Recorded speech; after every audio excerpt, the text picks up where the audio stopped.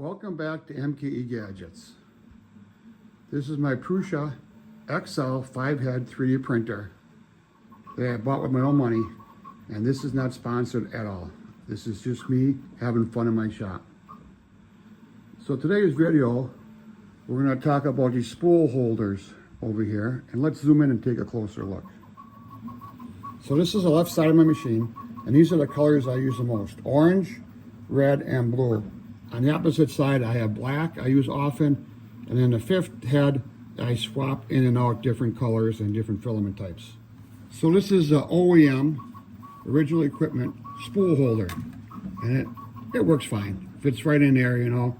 But I thought it'd be really nice if they would just slide a little bit better. So this is my first design, and I thought, well, let's color code them: orange and red and blue and black. And I wanted to use the original screw, and this hole's not deep enough. And if you tighten that down with just that plastic, the plastic is going to break. So I have this little stainless steel flat washer I want to put in there, and I want to make that countersink a little deeper so I can use the original screw, so you don't have to go out and buy any more screws. And I also don't like the hole here. The bearing could work its way out. So here's my second design. I covered that hole up, I countersink, and the screw fits in there, and it's deep enough to use the original screw. So here's the roller that goes in there, and unfortunately when you cover that up, you can't get the roller in there. So here's my third design, and I thought, well, I'll put the number in there because I had that flat surface in there, but I forgot to put a hole in there, so I really can't get this in there. The bearings I'm using are for skateboards. I'll put down the size below.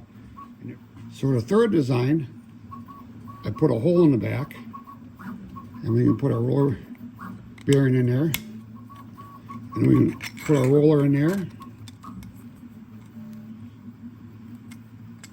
and a bearing in the back. And now the bearing's captured, and it can't come out because this will be against the frame, and this rolls pretty good. But I thought, well, this is a little thick. Doesn't have to be that thick. Got the number in there. I got the countersink in there. I got some pieces sticking out here so it doesn't rotate on you. So here's my last design. And you can see I just made this a little thinner there. It didn't need to be that thick. There's no use for that. And you can see, looks pretty good. Save a little plastic. Now if you want to make this roll even better, and since that hole in that bearing is 5/16, you can place the bearing in the back, and now you got the bearing in the back and bearing in the front. And I got a piece of drill rod here, and that goes right in there.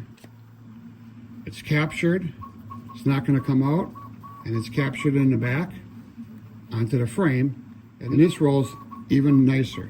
You might not have access to the drill rod, so you can just use this roller instead. Here's my orange spool number 1, and you can see the drill rod in there, and this rolls really nice on there. Either way, they both are going to work about the same. So if you want to print your own, there'll be a link in the description. There's 5 models for the brackets and 1 model for the roller. I'll include the length of the drill rod that needs to be cut and the size of the bearings. So you don't need a Prusa XL 5-head 3D printer to make these. This will work really well on most 3D printers. So this is Mkegadgets. Thanks for viewing today's video.